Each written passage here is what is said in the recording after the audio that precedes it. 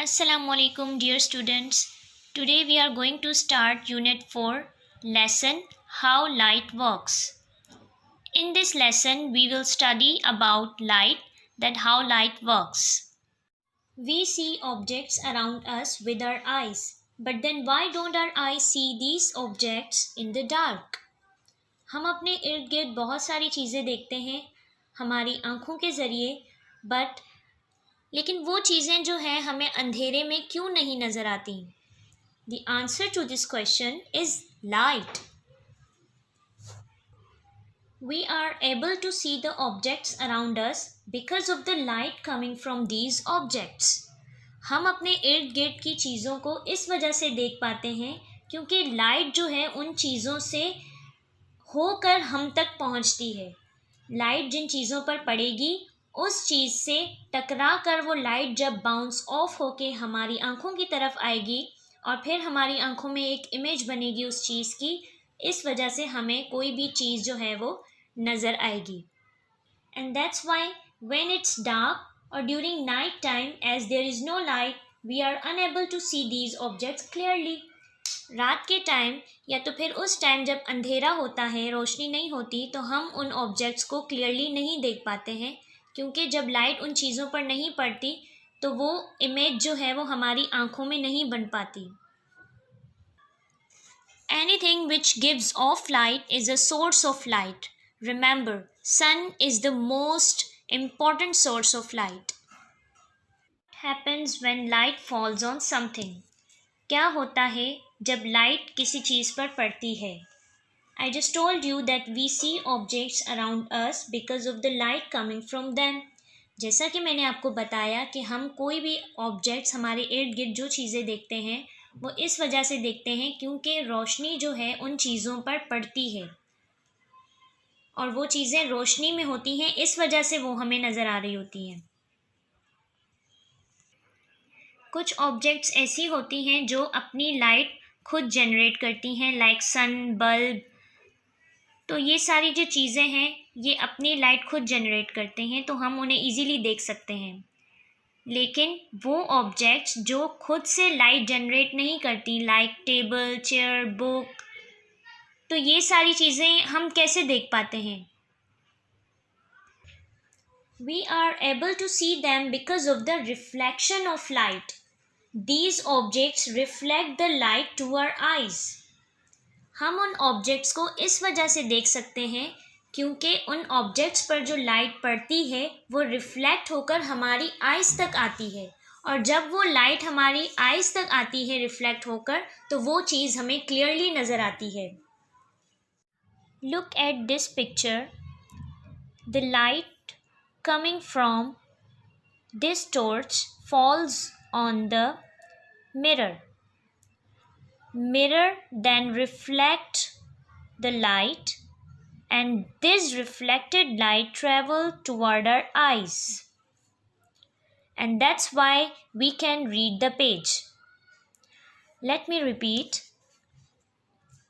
Light इस torch से, जो कि यहाँ पर सोर्स ऑफ लाइट है, इस टॉर्च से लाइट हिट कर रही है मिरर की सरफेस को। मिरर उस लाइट को रिफ्लेक्ट कर रहा है बुक की तरफ। ये लाइट मिरर से बुक की तरफ रिफ्लेक्ट हो रही है। देन ये रिफ्लेक्टेड लाइट जो कि टकरा कर मिरर की सरफेस से वापस बुक पर पड़ी है, ये बुक से ट्रैवल कर रही है टुवर्ड आवर आइज़, हमारी आँखों की तरफ ट्रैवल कर रही है और हमारी आँखों में एक इमेज बना रही है जिसकी वजह से हम इस बुक के वर्ड्स को इजीली पढ़ सकते हैं। Now I am telling you about how an I works. Look at this picture. ये हमारी आँख का एक्सटर्नल हिस्सा है, यानी बाहरी हिस्सा है। हमारी आँख कुछ यूँ नज़र आती है हमें सामने से। इसमें दो पार्ट जो हैं वो हमें क्लियरली नज़र आते हैं, which is प्यूपिल and iris.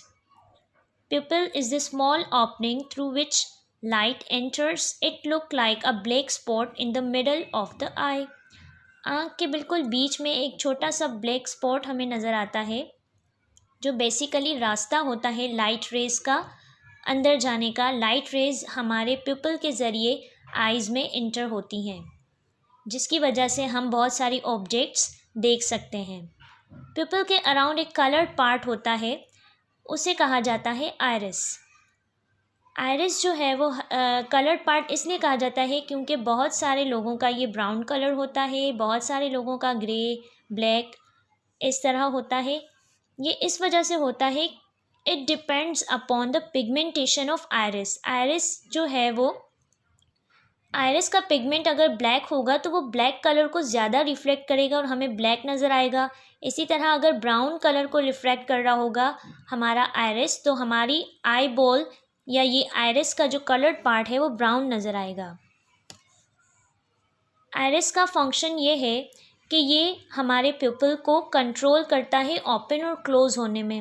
Open और क्लोज़ होने में इस वजह से कि ड्यूरिंग द डे टाइम, जैसा कि हम जानते हैं कि बहुत ज़्यादा रोशनी होती है और लाइट रेज जो है वो हमारी आँख को नुकसान भी पहुँचा सकती हैं।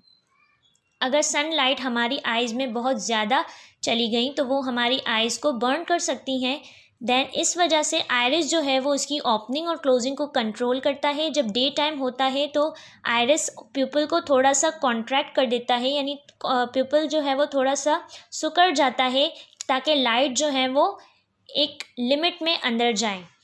इसी तरह जब रात का टाइम होता है, अंधेरा होता है, तो लाइट रेस की हमें ज़्यादा नीड होती है किसी भी ऑब्जेक्ट को देखने के लिए, तो ये आइरिस जो है वो इस प्यूपिल को खोल देता है, जिसकी वजह से हम रात में भी या अंधेरे में भी क्लियरली चीज़ों को देख सकते हैं। Look at this diagram. This is the internal structure of an human I.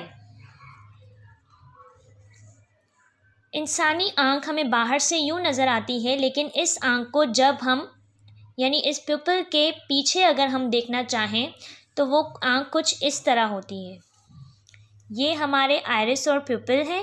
Then प्यूपिल के नेक्स्ट हमारा जो पार्ट होता है वो लेंस होता है। लेंस जो है वो लाइट को फोकस करता है एक इमेज बनाने के लिए।